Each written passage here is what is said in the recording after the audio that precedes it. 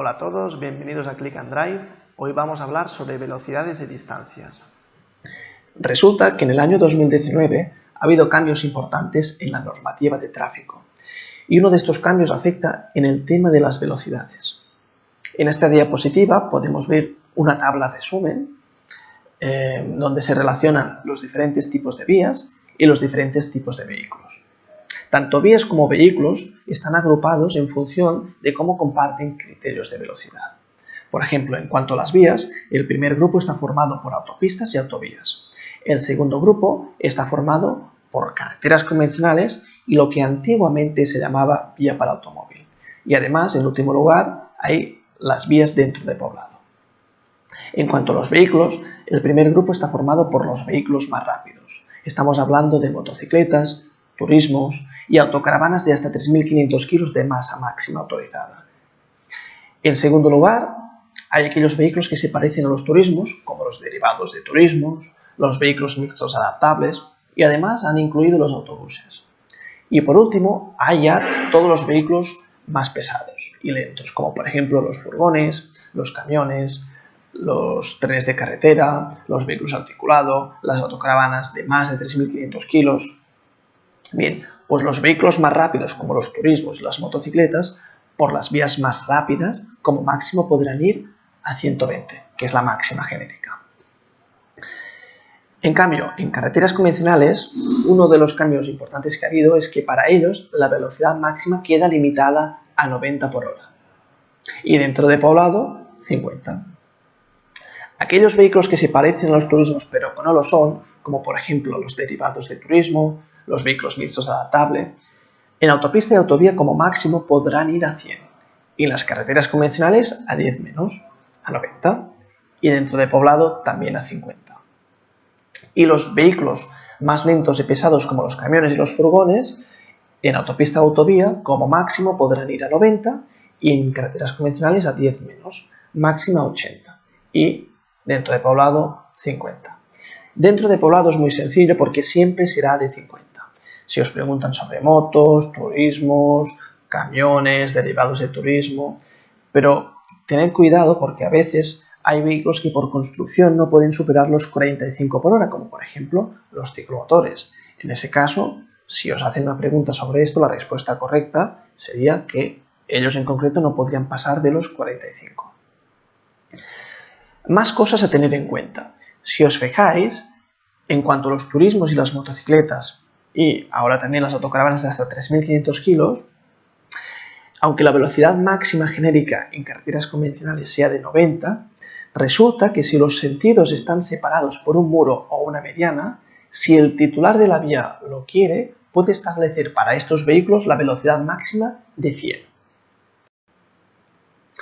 Otra cuestión importante es el tema de las velocidades mínimas.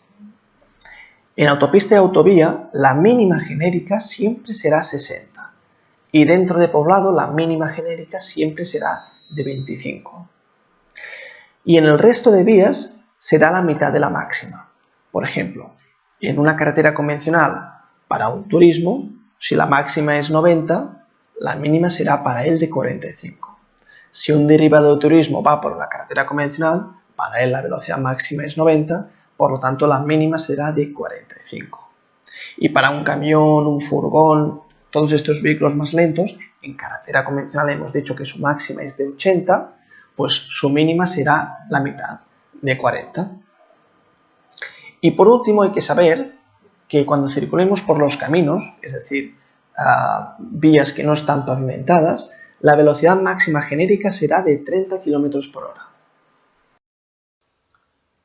En esa tabla no aparecen todos los vehículos. También nos pueden hacer preguntas acerca de los vehículos especiales. Hay que saber que como norma general, la velocidad máxima genérica es 40 km por hora. Pero después hay excepciones. Las más típicas que preguntan son esta y esta.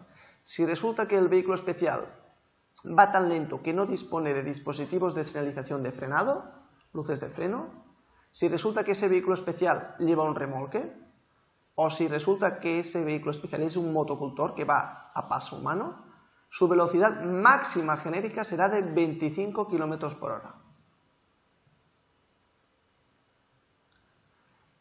En las autopistas o autovías ya hemos citado cuál es la velocidad máxima genérica para cada vehículo, pero resulta que en aquellos tramos que crucen un poblado, la máxima para todos será de 80 y viene a responder por razones medioambientales, acústica, etc. Es decir, que si un coche en autopista en teoría puede ir a 120, si esa autopista transcurra dentro de poblado, la máxima será a 80.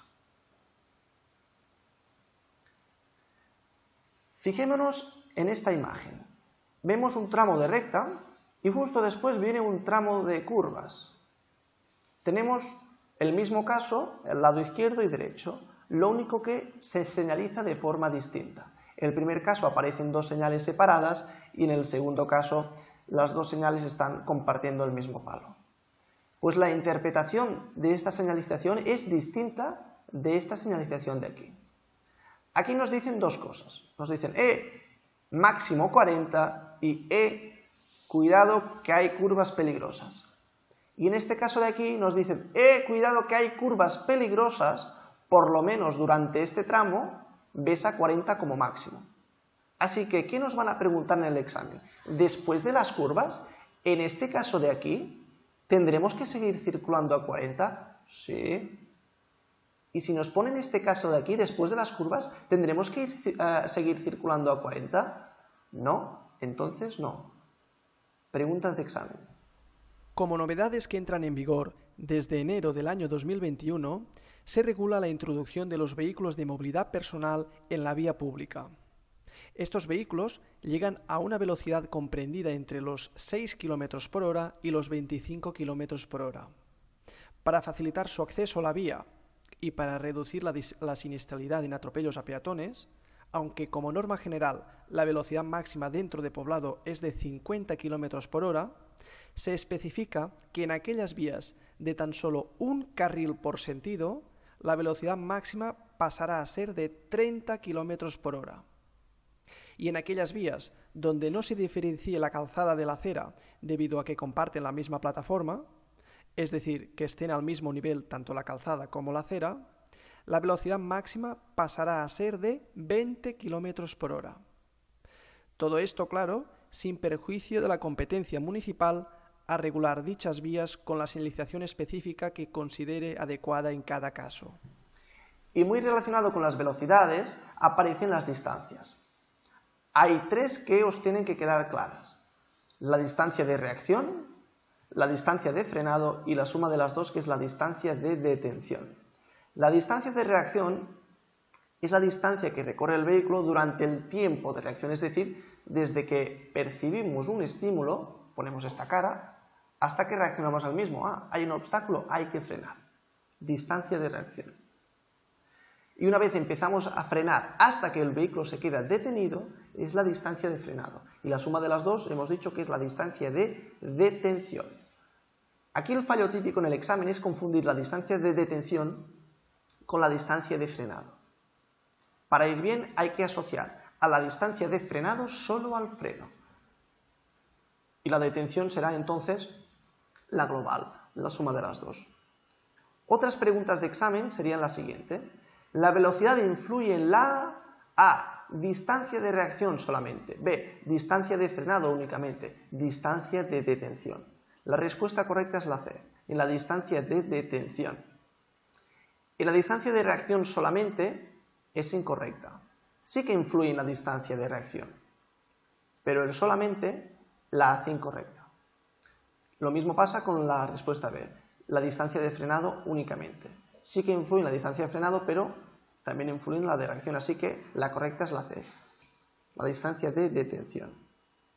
También nos pueden hacer preguntas acerca de la distancia de seguridad. La mayoría de vías son vías de un carril por sentido y cuando nosotros circulamos detrás de un coche hay que dejar una distancia de seguridad. De esta forma, si el vehículo de delante frena bruscamente, nosotros podremos detener el vehículo sin llegar a colisionar con él. A veces hace falta complementar esta distancia de seguridad con una distancia adicional, porque hay otro riesgo. ¿Cuál? Pues resulta que detrás nuestro hay otro vehículo que decide adelantarnos, tiene más prisa, así que inicia la maniobra del adelantamiento. Y justo cuando nos sobrepasa, es posible que le aparezca un vehículo en sentido contrario. Entonces, convendría que este vehículo que nos estaba adelantando volviese al carril de la derecha para evitar la colisión. Así que tendrá dos alternativas. O bien frena para ponerse detrás de nosotros, o bien le da un poquito el gas para ponerse delante, justo entre nosotros y el vehículo de delante. Si resulta que nosotros estamos muy cerca del vehículo de delante, le limitamos la opción, porque solamente podría frenar. Así que hay que dejar esta distancia adicional para facilitar el adelantamiento de los vehículos que vienen detrás. Evidentemente, esta distancia adicional no tiene sentido en según qué casos. Por ejemplo, cuando es dentro de poblado no haría falta, porque si no la distancia que mantendríamos respecto al vehículo delante sería exagerada. Cuando esté prohibido adelantar, también no haría falta. Cuando haya más de un carril para nuestro sentido, también, porque para adelantar no haría falta invadir el sentido contrario.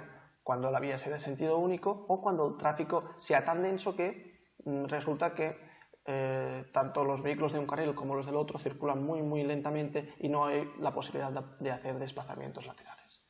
Así que vamos a decir que en principio siempre que hay que dejar esta distancia adicional, pero en estos casos de aquí que se exponen no hace falta. Después, por otro lado, todos aquellos vehículos que superen los 3.500 kilos de masa máxima autorizada o superen los 10 metros de longitud, en aquellos casos que haya que dejar esta distancia adicional, como mínimo dejarán 50 metros respecto al vehículo de delante.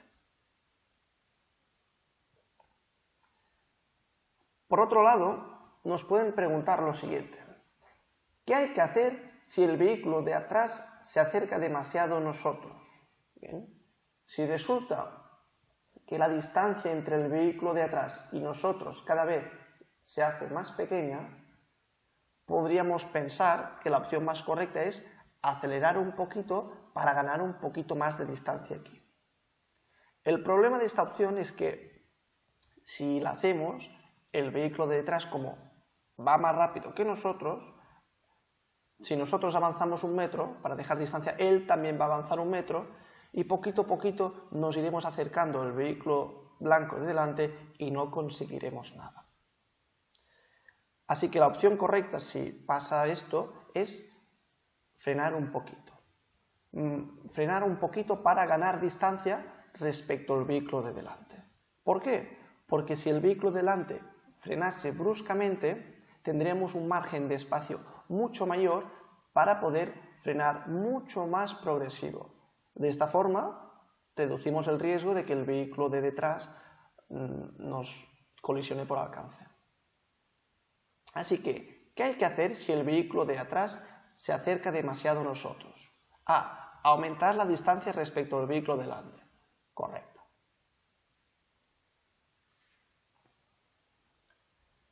En los túneles o en los pasos inferiores afectados por la señal túnel, como es un sitio peligroso, hay que tomar precauciones especiales. ¿Cuáles? Pues los vehículos, como norma general, tienen que dejar una distancia de seguridad de, como mínimo, 100 metros. Y si resulta que ese vehículo supera los 3.500 kilos de masa máxima autorizada, 50 más, es decir, 150 metros. Esto nos lo pueden preguntar por distancia en metros o por intervalo de tiempo. Y más o menos, 1 segundo equivale a 25 metros. Así que los vehículos, como norma general, tendrán que dejar un intervalo de tiempo de 4 segundos y los que superen los 3.500 kilos, unos 6 segundos. Pregunta de examen. En un túnel, un turismo deberá dejar con el vehículo que le precede una distancia de 100 metros o un intervalo de 4 segundos. La respuesta A es la correcta.